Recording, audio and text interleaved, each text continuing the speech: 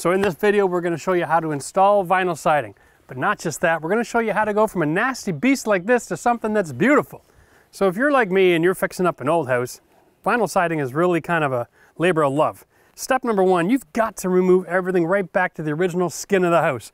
That means whether it's OSB or original wood siding, that's where you start, especially with older homes. People love to put layer on layer on layer on the outside of a house, but it really has very little value. Why build your house all the way out here when the cold's coming in from way down here? So we want to take it all the way back so that we can guarantee the integrity of our water diversion system, which is what siding is a part of. It's not the total answer. So if you're going to go do a siding job, don't just stick it on whatever's there. Peel it all back, get rid of the garbage, start fresh. That way you can be sure that you're going to be able to control the air and the moisture and the rodents and have a successful finish. So in our plan, we're going to remove this door because we added another door around the corner. This is the windy side of the house. And so by changing the entrance to the other side, it'll save a lot of money on heating costs. So just so you know, we're going to have to frame this up, close it up, and extend the skin, make it nice and flush. This old window here, we have to remove all this frame as well, and then reframe it inside the existing wall so we can finish off with our skin flush with the original wood. It'll take a little extra work, but it's going to be so worth it. Oh yeah.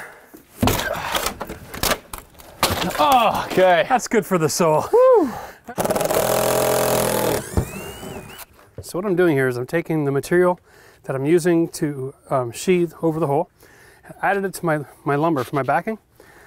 So now that I've screwed it on, I can just move this around until this is nice and flush with the surface that I'm gonna be putting my house wrap over, and then I can screw it in. And this is a process you can use. So now I can come back when I'm all done framing this hole out, and I can attach my sheathing right to this board, knowing it's gonna be perfectly flush with the rest of the building. That's money in the bank. So you might be asking yourself, why are you doing all of this on a video of how to do vinyl siding? Well, the reality is there's a lot of people in a lot of different kind of homes. So if we start from the beginning on the worst possible scenario, then everybody has the answer to their question.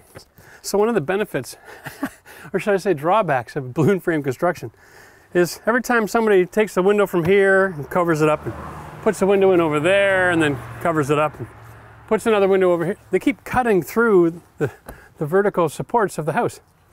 So from here all the way over, all these supports have been cut through and replaced with just little bits of pieces of framing.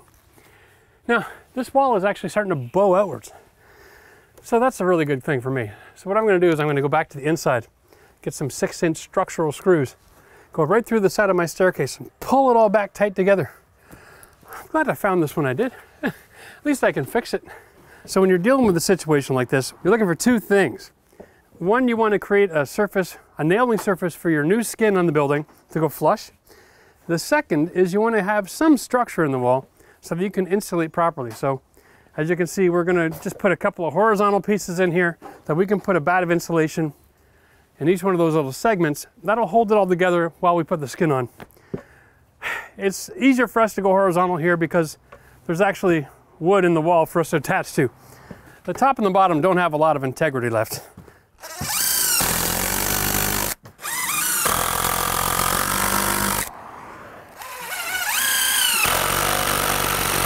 All right, so now we've got the wall framed up and bat insulation. I've also used a little bit of spray foam in all the corners and little weird spots just to make sure I got a good seal. So we're gonna finish tearing all this out, remove the door, and then it'll be time for step 2, which is to reframe and then to skin all of the holes. Now, I got a quick question for you. We're gonna be going back with a vinyl siding. There's a lot of products on the market now. You can go with a cement fiberboard, with a good vinyl. You can also go with wood siding. It's a board and batten look. So I just wanted to know, put in the comment section below what you think would be your favorite on an old house like this and why. Let's have that conversation because I think it'll be really good for a lot of people to hear about the differences. We just got a little bit of cleaning up the corner to do and we're gonna remove the door. So really that should be as simple as just taking out the hinges. You know, don't get all dramatic with the sledgehammer. Start at the bottom, work the way to the top. The last screw will hold, the door will swing, the weight will sit on that corner on the floor. Nice and simple. Look at that. Mm-hmm. Ah, security screws.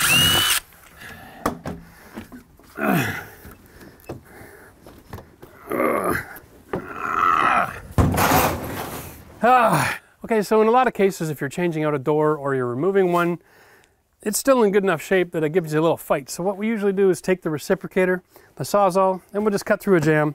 That gives you, and then you can just fold it open. It's really easy to remove. In this case, this has been here weathering for long enough, it all rotted out of the bottom, so there's nothing here to fight back. We're just gonna pry it off. There we go.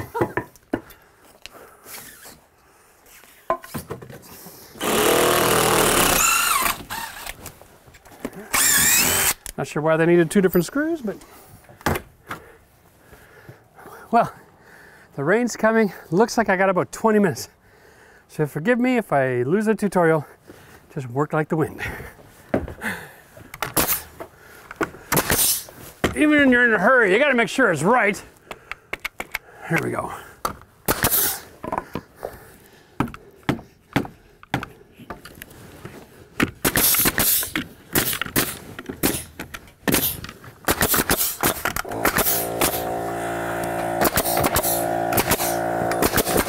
So the goal here is to get this closed up before the rain on the horizon comes.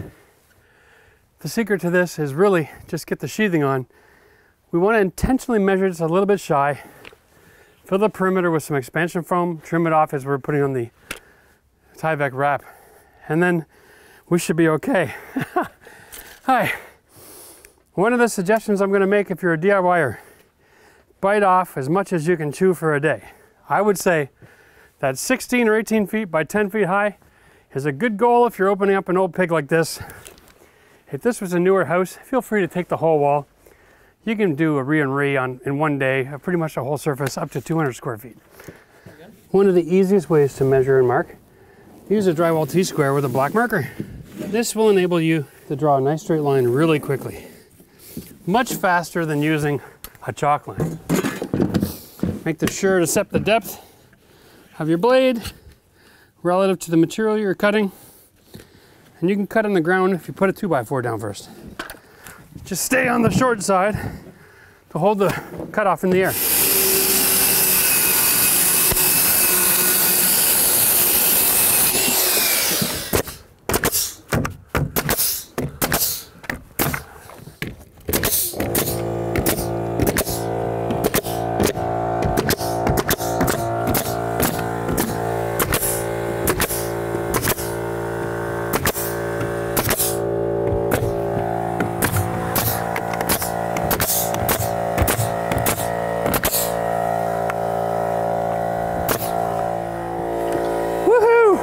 Framing's done. So what we're doing now is adding a bead of expansion foam, because old houses, new wood, sheathing, nothing's going to close up nice, and you want a nice air barrier. So this is a great time to guarantee that an expansion foam will fill all those gaps. So this is just for good measure.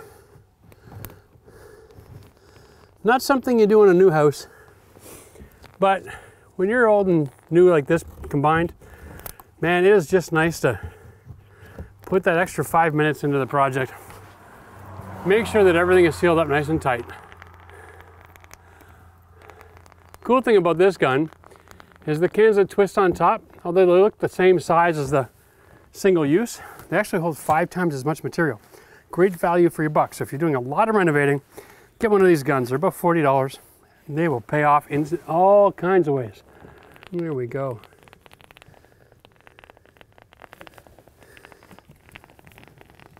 Sometimes the most important parts of the house are ones you don't see. Don't be afraid to get on your hands and knees and really make sure things are sealed up right.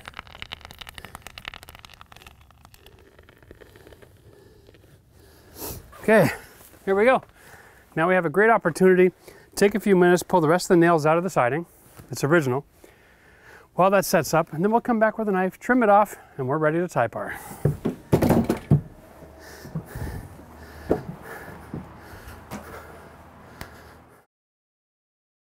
Step number 3 is to weatherproof the building, not waterproof. Now this is really interesting because there's a lot of conflicting information out there and people using the wrong terms. When you're putting a Tyvek or a tie par or an exterior barrier on the house, most cases it's a perforated kind of plastic paper. The goal of this paper is not to waterproof your exterior of the house like a membrane you'd roll on in a shower. this goal is to weatherproof. Now it goes behind the physical barrier of the rain, the sleet, the hail, which would be your siding. And what it is, it's designed temporarily during construction to keep the structure dry, but it's designed long-term to keep the wind-driving rains from penetrating through the paper into the house building. Now, the bottom line is, it's not a waterproofing barrier, it's part of the water diversion system. Hell, even the roof isn't a waterproofing system, it's a water diversion system. If you live in the north, you'd know you get ice buildup. That ice goes crawling up underneath behind the shingles. It will penetrate the roof when it thaws. It's not waterproof. It's only designed to shed water off the building if it continues to travel in the right direction. Same thing with this material. If the wind drives the rain up in behind the siding somehow, that will help it to be deflected down the wall and then out at the bottom. So, when you're hearing and you're thinking about waterproofing versus water deflection versus water diversion systems, the reality is this. We're not trying to waterproof the house. We're trying to weatherproof the house.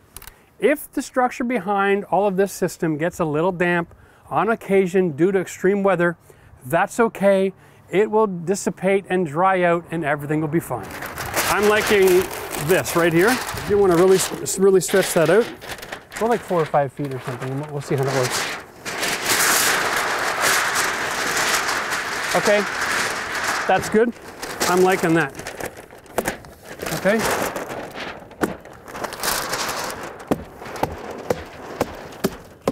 All right.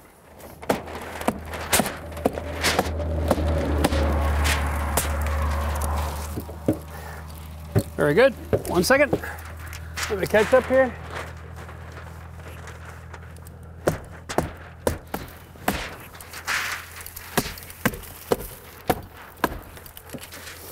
Just be careful you're not hitting the wall too hard with the machine. You don't want to break the paper. You just want to embed a staple. All right. Now on the paper itself for these little red squares, generally that's a guide to help people understand how many staples should be on the wall. So it's every couple of feet. They want it every 8 inches. If you're like most people in the world, you'll end up putting a lot more than that in your tie bar. And it's an OCD kind of situation.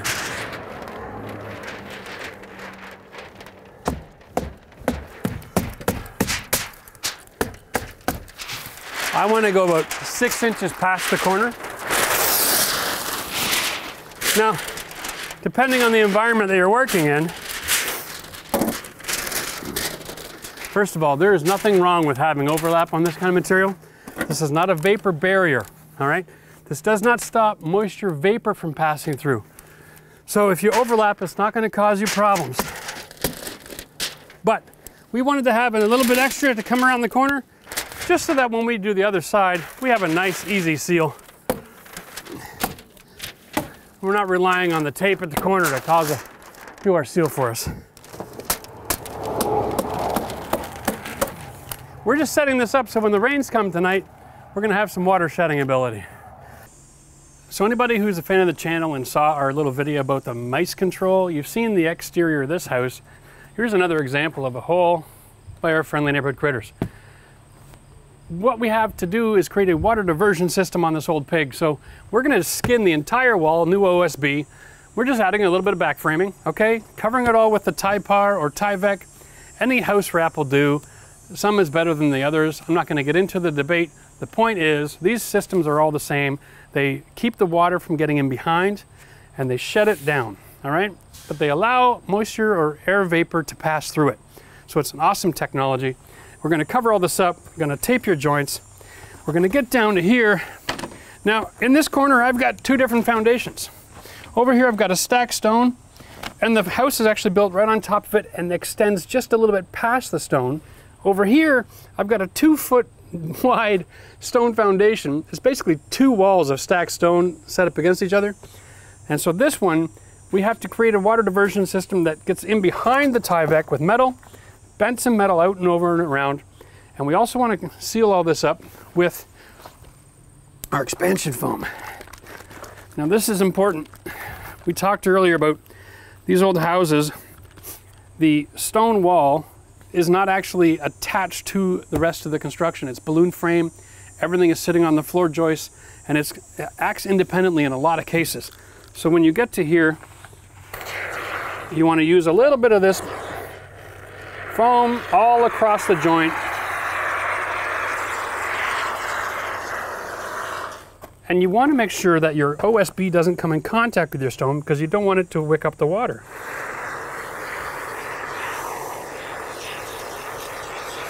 And right here, Max, there's a huge gap here. We want to be sure to fill that gap with the expansion foam, especially tight there. Now I'm going to foam the rest of this, and then we'll show you the next part of the diversion system, which is our flashing. Now we've got our metal that we have bent. Now here we go. We're going to just set this in position right into the foam.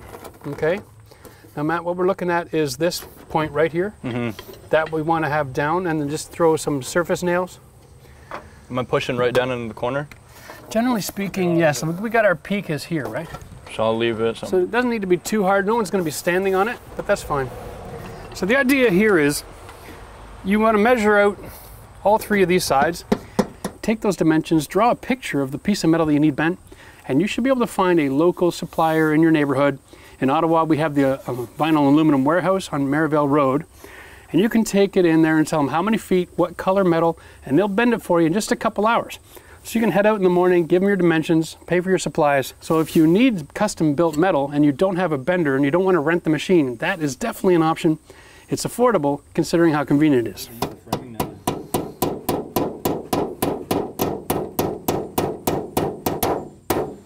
This is really starting to look bad. So my favorite system for putting in a nail is to hold the nail in between your fingers, all right? Not with your fingers. This way, in between your fingers. Put the nail where you need it, put your fingers up against the board, and that'll keep the tip still, and then you can give it a good whack. And then if you drive too hard, you're hitting the soft tissue of your hand that isn't going to get bruised and dented or injured. All right? That way you can give it a good shot, you can penetrate the steel.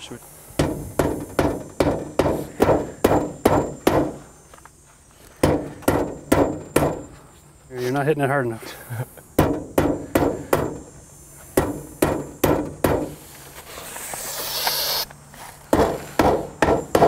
Boom. So here, we can show you another trick. When you're sitting down like that, you've got to hold the nail on an angle, so just about a 5 degree. Okay. Not bad for a guy who only does this once every 5 years. Eh? Oh, I mean, when you're I guess when you were my age, you guys didn't have air nailers, eh? No, we all had to know how to use skills. No, wait. You need an angle here. There's my angle. There's your angle. Now hit the damn thing. There you go. Now you are a freaking nailing machine. Loving it. So now that we have that in place, the diversion system will work like this. Now, on this side, we're going to fold this over, trim back a little bit of this, tape it to the metal. I like to have a nice seal right to my waterproof system, which is the aluminum. Over here, we're doing a little different. We're going to install our starter strip, okay, the same height as the other side, and we'll have our paper extending past it, and then afterwards, we're going to cut our cement board underneath the paper, install it up against the wood, and that'll give us our vinyl siding. Will finish looking something like this, okay, over top of the cement board, and then we're going to be able to come along later and parge this and integrate that parging right into the stone all around the house. It's a lot of work, but getting an old 1880s house to look like a new house takes a lot of work. All right, so let's get this down here first, and then we can get on with getting our starter strip installed.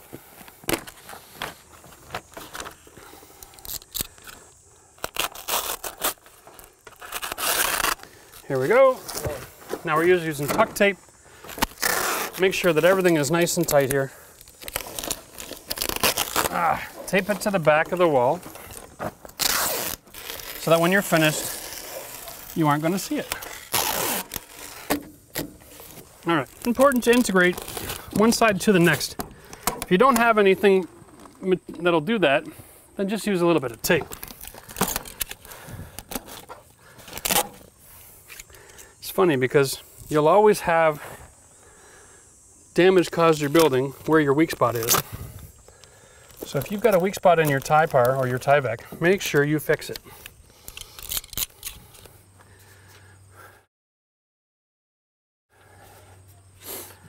So now it's time to install your vinyl. Now we've got our water diversion system set up. We have to now figure out where we're going to start. In most cases, homes are already built pretty level.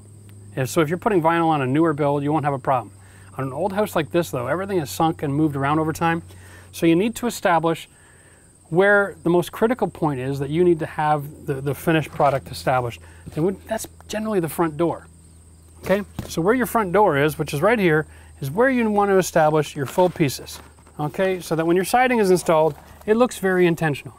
Now everything from this point under is going to be cement board and parging. So that is a natural transition, and that is why we want to have this hanging down just a little bit past the cement board. In this case, the cement board comes up to here, and that is going to work perfectly, okay? So we have a product called J-Trim, and this is like the workhorse of a vinyl siding system. This can go on the sides, across the top, underneath things, wrap your windows, your doors. You can put it up against your soffit so that your siding can finish up inside of it, and it'll hold everything together. It's a decorative detailed trim that does all of the work on any of your vertical or horizontal surfaces. So the way you install your J-Trim, and I'm going to give you a little secret here because this can be really quite tricky. It has to be nailed, and these nailing flanges come already spaced out. And you don't need a nail in every one of these gaps, okay? It's just on a cutting wheel at the factory. Usually you'll find that every 12 to 16 inches is more than enough. And because these things all expand and contract, you want to have your nail sort of in the middle, okay? So get your nail going. Now, in order to drive that nail deep, if you're good with a hammer, you can just line up and whack it. But if you're not, you're going to hit the vinyl and you're going to break your trim. That's expensive. So if you set up your hammer, put the butt of your hammer on the wall, and you hold it on the wall and give it a swing, you'll be able to knock it in without damaging your trim. Here we go. Put it up, back it off, give it a good shot. Nice and simple. That is a great way for someone who's not comfortable with a hammer to be able to install this trim. Of course, if you are comfortable with it, you want to just give it a couple of shots, you're okay. Now, this gap that's left here, we're going to use a polyurethane caulking to seal this up. It'll bond the brick mold to the siding trim, and it'll guarantee that weather's probably 5 to 10 years depending on the sun and the heat conditions. Okay, so the other two major trim pieces that you're going to need on a job is an inside corner for such situations like this, right? So make sure you have your house wrap going all the way around, and you can install that one and nail it in the corner as well. And then you have the outside corner, same thing. It has a nailing flange on each side, and that'll sit on the outside corner, and it has a really nice deep groove here to receive the siding, okay? So all of these components should be installed, but before you can do it, you've got to level off your starting strip, especially in an old house, okay? It's kind of like tiling. You want to map everything out first and make sure you got a good solid plan. Putting this in position and nailing it all in and not knowing where your starting strip is can be a real hazard, because if it's too low, it looks stupid. You want to cut it off. It's hard to do that nice. If it's too high, then you're going to look really stupid because you're going to have a huge gap missing at the corner. So let's get the laser level out, and we were going to mark off our laser line first so that we can install our starter strip and know exactly where all these components go. What I've done is I've set up my laser level with a nice horizontal line, and this is my starting strip. And the idea here is this gets nailed to the wall, this flange piece sticks out, and your siding, your first piece, will get clipped onto there, and then you nail that in. And all this piece does is it establishes a nice level line, okay? So this will go in here to the top of my mark, and I can install this strip. It goes inside my trims, and then when the siding goes on, clip, good to go. So if you take out a laser line and you make your mark on your wall, quick little line like this where your marks are, then you can easily nail these in place. You do this all around the property, and we'll just reposition this over and over and over again and continue this line right to the outside corner, and then we'll have everything mapped out and we'll be ready to roll. So my starting strip is actually going to be lower than the inside corner. So my inside corner, if I wanted to make it look really pretty, I want to make a little modification to it. Okay, so here's my inside corner. And I've got two different diversion systems meeting up in that corner. I don't have a metal flange coming out to overlap that I can caulk. So my inside corner is actually the weak spot in the house. So if you can think about it The siding system takes the initial part of the rainstorm, collects it, it can travel to the side. This corner actually keeps all that water from going behind and sends it straight down right to my weak spot. This is my challenge. So what I want to do is actually take some J-trim and combine it with the inside corner to create a diversion so it has a place to run out. So what I'm going to do is I am going to modify this for the angle. This is going to be a little strange. I don't even know how to explain all this, but I want this part to go in behind, inside the trim here, inside my trib edge, okay? I want this part to go in behind the corner, and I want to create a system here. All right, now I can just throw a little bit of this on here, and I can make my outside corner nice and secure. Okay, that's going to work good. So I'll just demonstrate it here before I stick it on. So now my inside corner is going to go in behind it and up inside of it. Okay, into the corner. So now any water that comes down the inside trough will head into this, which is going to be on an angle, following my detail, and then be able to run away from the building. Bit of a pain in the butt, but it's going to work really nice. So let's measure this off now, because I'm going from the outside corner. I don't want this detail any longer than it needs to be. We'll match that angle. By the way, if you're going to work with this kind of stuff, you need a good pair of Weiss snips. There's a few different models out there. I like these because they keep my hands away from it. They're very good for metal too. All right, now we've got our system. Whew, all that's left for me to do now is to nail this bad boy in place. Okay, Maddie, you're up. I'm gonna hold on my system together while you nail it, okay? Nail, anywhere up here is fine.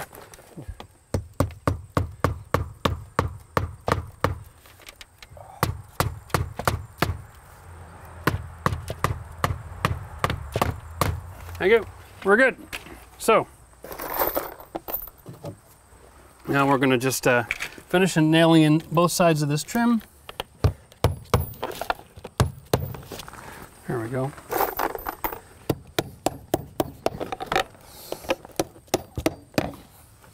We have our level line. We got our corner. We got our starting strip. That's making positive contact in the corner. You want to make sure you leave lots of room for your siding to install without any difficulty. Here we go.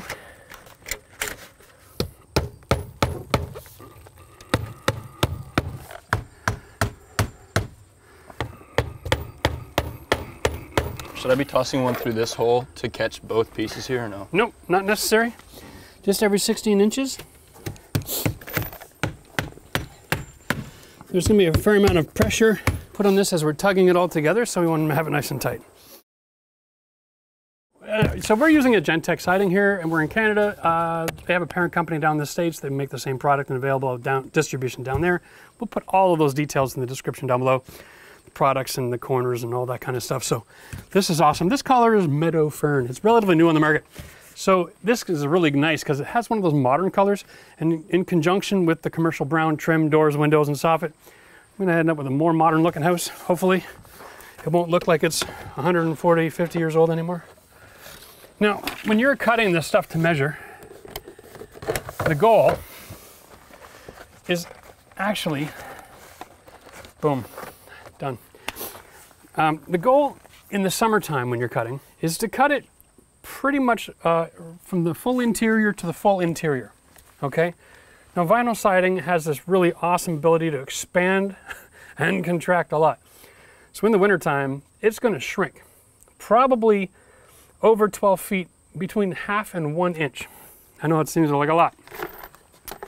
So if we use the 1/2 inch rule as the rule, and we put our nail in their siding, there's two things you need to know. One, in the summertime, install snug. If you're doing this in the spring or the fall, leave a little bit of gap, okay? You're going 1/4 inch on each side, because it is going to get hot and it'll expand. If you're installing this in the winter, just stop and wait until next spring. It's just too difficult to work with. You put your nail in the middle of these gaps. What I'm about to show you here is the most important rule when you're installing siding. And nobody ever does it, which is why every time you drive down the road and you look at a new house construction, you see an absolute mess of warped walls. You put your nail in the middle,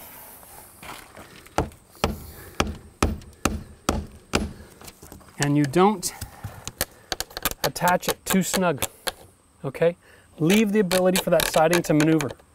If you hammer that all the way flat, let me do an example here of how not to do it, okay? How not to do it 101. You put it on an edge, and you hammer it in nice and tight. And then you go down here and you put another one in, and all right. What you got here is a nail on one side of the gap and a nail on the other side of the gap. They're both pinch tight. This siding can't move. In the summertime, the only thing it can do is buckle in between the nails. All right? That's not how you want to put this stuff on. In the extreme weather, you want your siding to be able to slide across the nail. Here, I'll use this again, because that one's in there pretty good because it's hot today. You want to install your siding in the middle of all your gaps so it can move around. So as it's expanding and contracting, it can slide on the nails, okay, and sit freely without all the buckling. If you install it this way, it's not coming off the wall, all right? It's not going anywhere. It's just as secure as if you hammer it all the way in. And you can find that sweet spot where it can still slide, okay? That's the trick. Every nail goes in the middle of a gap, and you don't hammer it all the way in, then this has the ability to expand and contract without buckling on the wall. And you're gonna be really happy with your result. So for everybody who bought a house and is disappointed with the way their siding is performing, go out and buy yourself a siding removing tool, and it's a little red hook, goes underneath, lift it up and check to see, are your nails all pinned in nice and tight? Are they stuck in the corners so that the siding can't move around? And if that's causing your buckling, that's an improper installation, and the guys who installed it are going to be bound by warranty to come and fix it.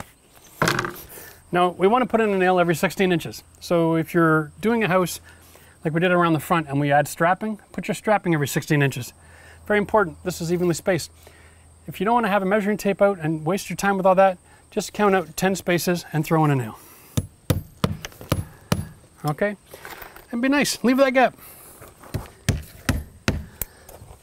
This goes on relatively quick. Boom, time for the next piece.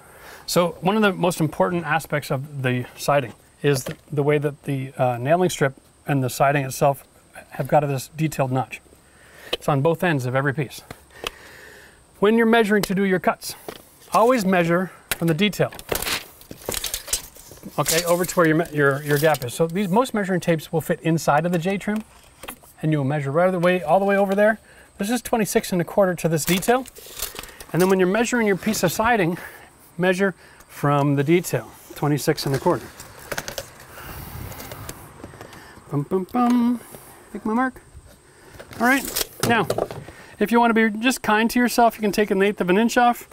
Guaranteed that everything's going to fit without any issues. That is very cool. Okay, so for cutting vinyl siding, the best system I've ever come across is just get a 12-inch square. This is wider than this material. So you can take that little notch that you made, and you can just throw a quick line on your siding, okay? Now you know where your cut line is, and of course your angle grinder. And we've tried chop saws, sliding saws, different kinds of snips, but nothing beats the speed of an angle grinder.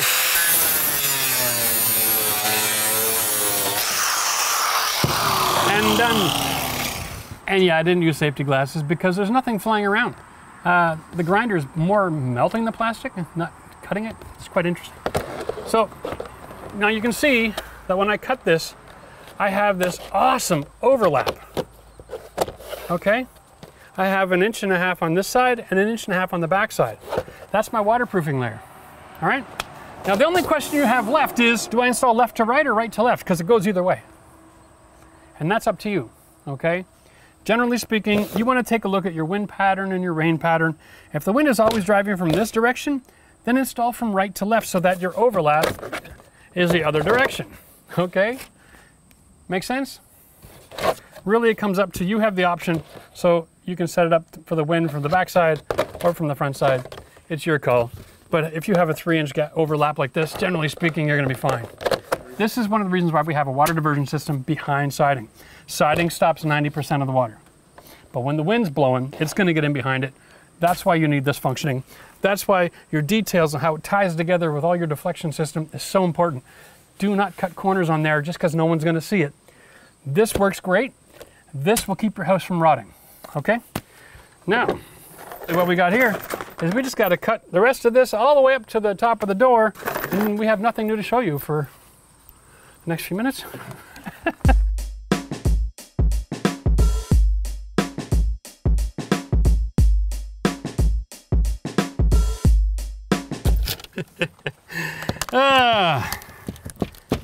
So one of the other benefits of leaving your nails raised a little bit is if you make a mistake, you can pull your siding off with relative ease. I'm almost embarrassed to say it, but the bottom here never clipped. See?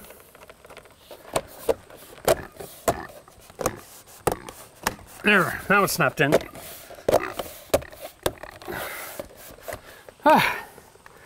Whew, glad I caught that now. Fixing that later on would have been a real pain. So, always put your finger underneath the edge. I'm so busy teaching, I forget some of the simple stuff sometimes. Right? Lift while you nail, just a little bit upwards pressure. Make sure that everything is nice and snug. Okay, back to the time lapse.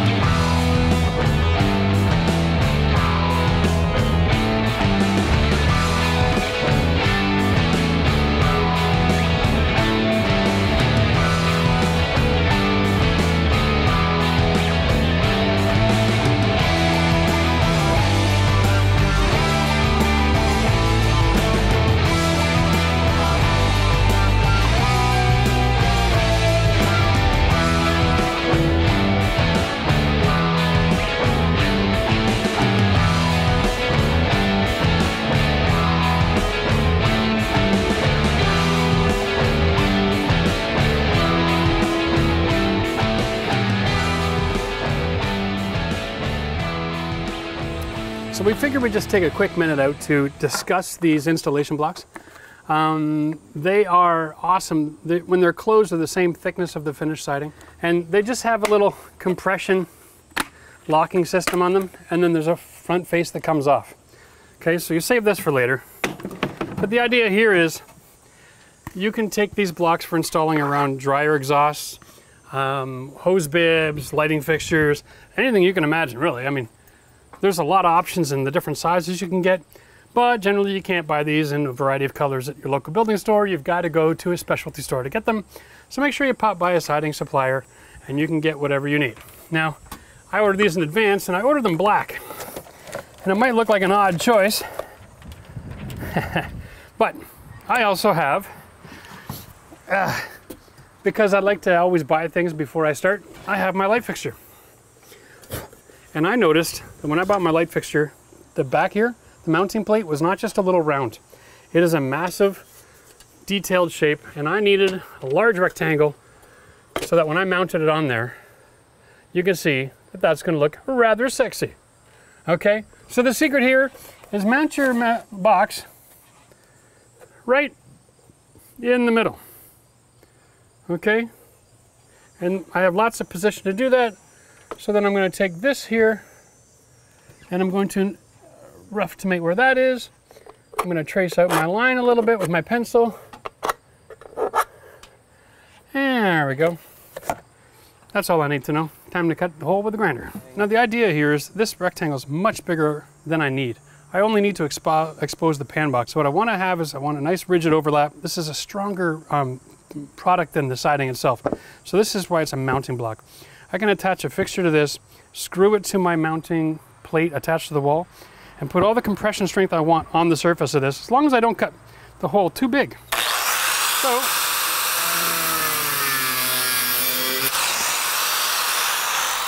it's just like cutting tile, right?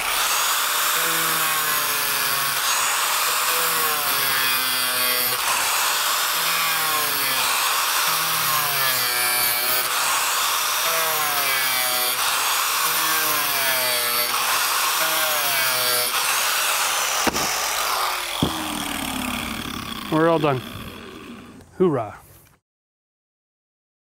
When I go and I stick my plate over top of that and I mount it to the wall, you'll see nothing is showing. I can even finish off there with a little bit of a black polyurethane caulking, make sure everything will be perfect. Now we chose that light actually because we did a poll and we asked everybody if they thought rustic or modern. So we got a bit of both. It's a bit of an antique style, but we're going with LED lighting. It has a really cool blown air bubble in the glass feature, so it'll give us some really cool light. If you remember way back to the beginning, I did a video on installing these light fixtures, bringing the power out here. We have got both of these boxes leveled off. And so if I install the siding level and I install the boxes level and I install these level, all in the same line, we should have a pretty sexy looking exterior of the house here.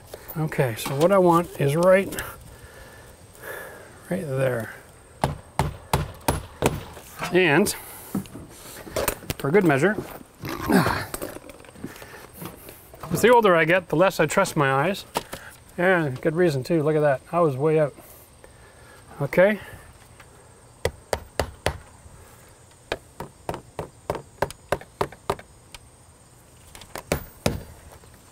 There we go. Throw a couple more in for good measure, and we're good. Now the light fixture itself is going to be attached to the box, okay, with longer screws. We're going to pick up some 832s and we're going to screw it to the box itself. But if this mounting box is attached securely to the wall, then your fixture is attached securely to the box, which is attached to the wall, and then you caulk it, it's not going to fall apart and crack and leak on you, and everything will last for a bazillion years.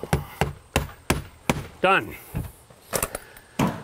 Let's go cut the siding for this piece, and then we can put the trim on.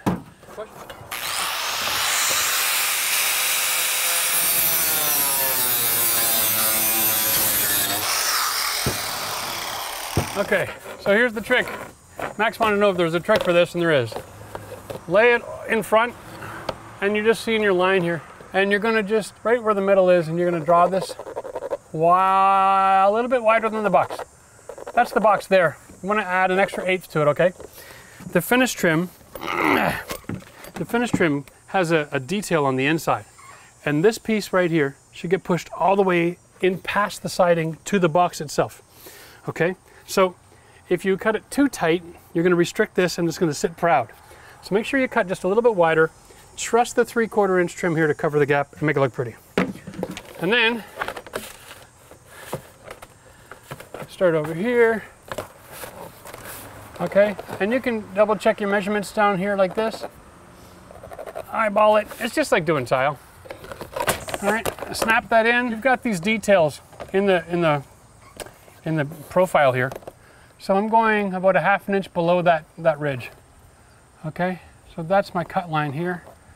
And I'm going about, set my finger here with my pencil, and I'm going to scribe over. Boom. That's where I'm going to cut. When you're measuring something like this, if you're not comfortable with it, you can always use a measuring tape. All right, and it's always better to cut it a little bit smaller than you want. That way you can make minor adjustments after the fact, no problem at all. So I made my marks with a pencil. I'm going to cut inside the pencil on purpose, just so I have flexibility.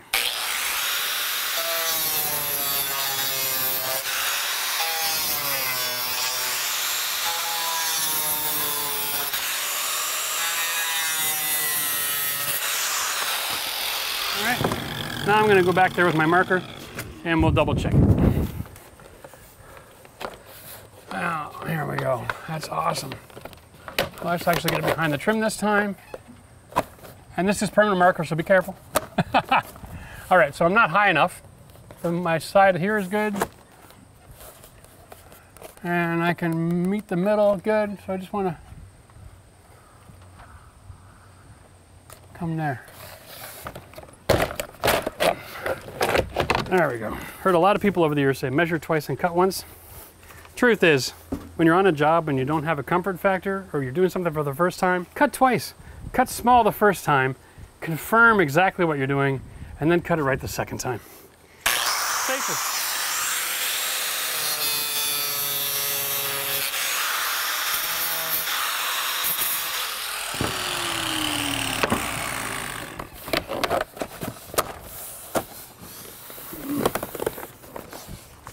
So before you nail this in, put your finish trim on, confirm everything is good. Oh yeah, that is sexy. Loving it. We're just going to discuss here because the tops of doors and windows are probably the most important part of any of these installations. You've got a couple of options here. One, remember we've got a house wrap on here. This is a nice little membrane all around the whole interior of the door frame. In behind the brick molding, we've got expansion foam that's sealed up everything. If water gets in behind here, okay, it's going to have access to the wood jamb unpainted, the door jamb unpainted, and that's not a good thing. So we don't want to continue building with this idea that, well, if water gets behind it, no big deal, because we've got this, we've got... All these layers are to complement each other. They're not individual systems. So we have our tie part coming over top of this, all right? And we have a couple of options. One of the traditional options is to put on a piece of metal trim, okay? And the idea would be to have this metal trim come down, just like we did on the concrete, on the foundation. Comes down over the top and then a little bit of an overhang. Now, if you do that, you want to bring that all the way out to the outside of your J trim, or you've created a weak spot on both sides, the water will run left and right and have the same problem all over again.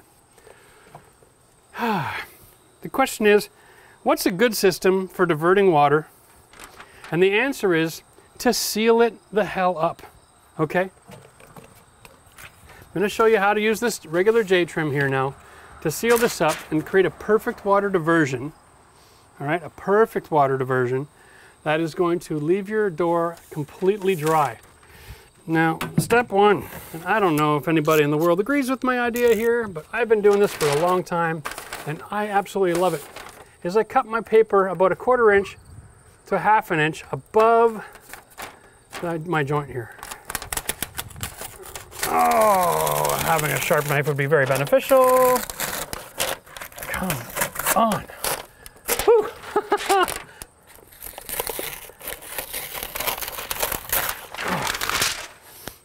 Yeah, for anyone who thinks that's just paper, forget it. That's seriously woven plastic or nylon. I don't know what it is, but that stuff works. Secondly, grab your J trim. Measure from the outside corner to the outside corner. Mark it and then cut it. Now here's the secret. If you snip 3/4 of an inch off the bottom,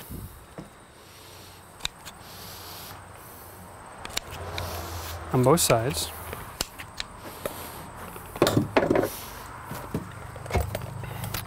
and then you bend them down, you create a perfect catch for the other trim. There we go. And there we go. Okay. Now we're going to nail that onto the wall.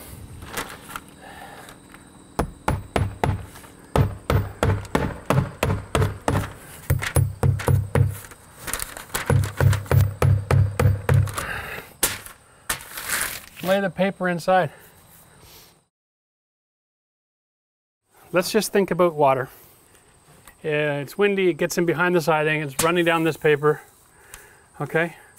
And then it hits that trough. It has to go left or right.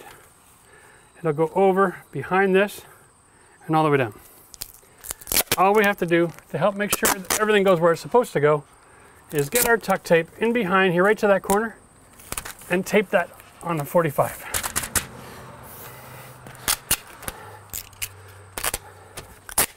Oh, we got torn paper there. We should fix that while we're at it. Now this is the kind of stuff that you're not going to see on a job site. Nobody's taking this kind of attention to detail.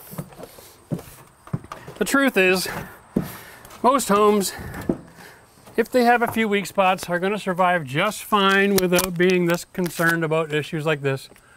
But when you're working on your own house and you've got the luxury to be a little picky, I say take the extra minute, because having issues like this dealt with is the difference between ants nesting in your wall because you've got a wet spot and they've decided to make a home there, right?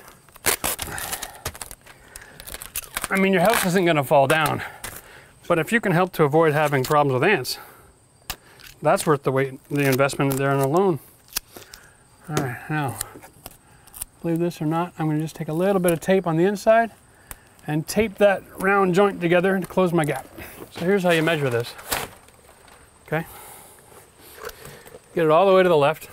Take your pencil, mark right here, 1/2 inch to 3/4 in. So now we're taking where we know our joint is. We're going to just translate this information to here. Okay, so we're going to be cutting up. Piece of cake, isn't it? And now we're going to measure from the bottom of this to the bottom of this, and then add 1/8 of an inch. And here's why. This sits underneath this. You got to include the material thickness, okay? So we're actually 3 1/8 here. So we're going to cut at 3 1/4. We're going to turn this around, measure up and cut at 3 1/4. That's here. Put that line there. And then we'll do the same on the other side in case it's a little bit different. It might be a hair different. Yeah, that one's 3 1/2. Not a big surprise. Now because we've got 3/4 of an inch here of mercy, we always add a little bit more when we're cutting, just to make room for things to go nice and snug. I'll go back to the table and we'll cut that out. For the record, 2 sawhorses, a couple of 2x4s, and a 1/2 sheet of OSB makes a perfect work table for this. So don't be afraid to invest in some materials. You don't want to be doing this all day long, sitting, squatting on the ground. Here we go. That one's taller to shorter, right? So we're going to scribe. I'm going to start like this, and I'm just going to slowly close my gap. And that takes a little bit of experience, but hey. Gotta be able to do something once in a while that makes people go, wow, Max?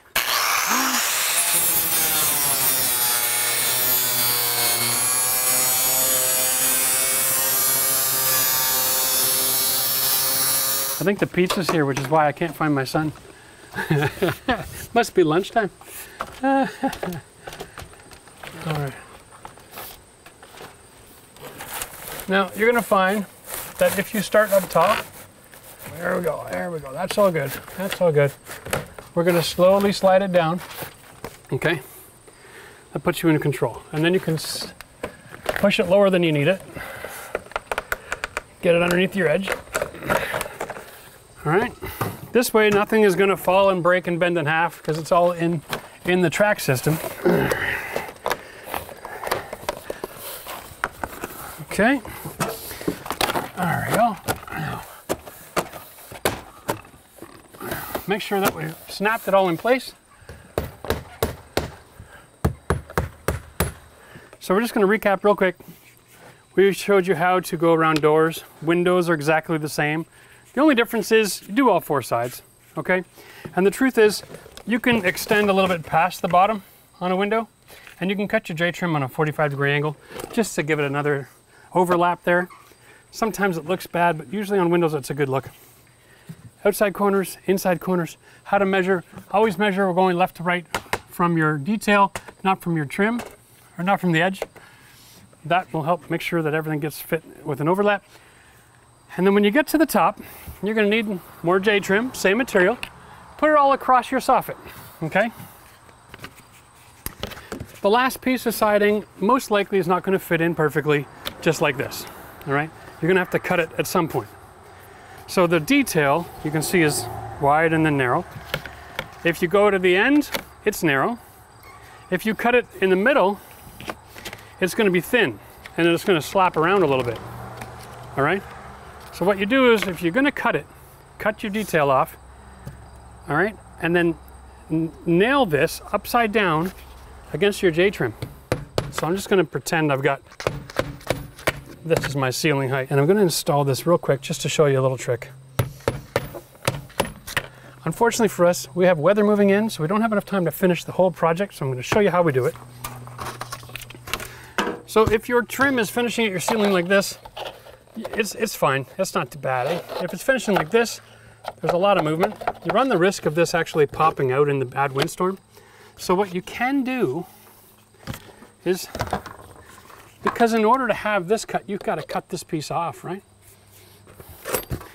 Take the cutoff piece, invert it, and then nail this in the wall.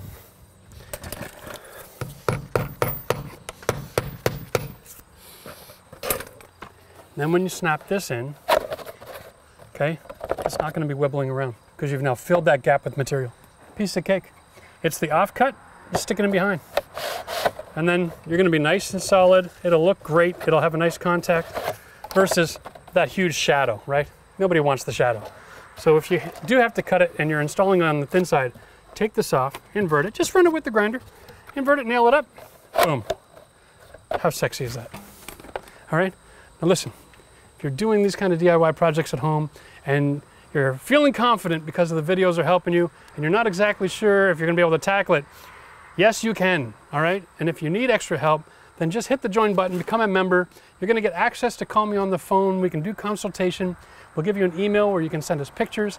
We're here to help you out, okay? And if you wanna get more videos like this, then hit the subscribe button. Don't forget to give us a thumbs up, all right? YouTube needs to know that you guys like watching this kind of stuff, and they'll promote it to a bigger audience, and we'll be able to help more people. We really appreciate it. And if you wanna see some of the other projects we've been doing on this 1880s house, then just click the link right here. We got a playlist put together of some of our favorite aspects of this whole build. Thanks for joining us. We'll see you again next week.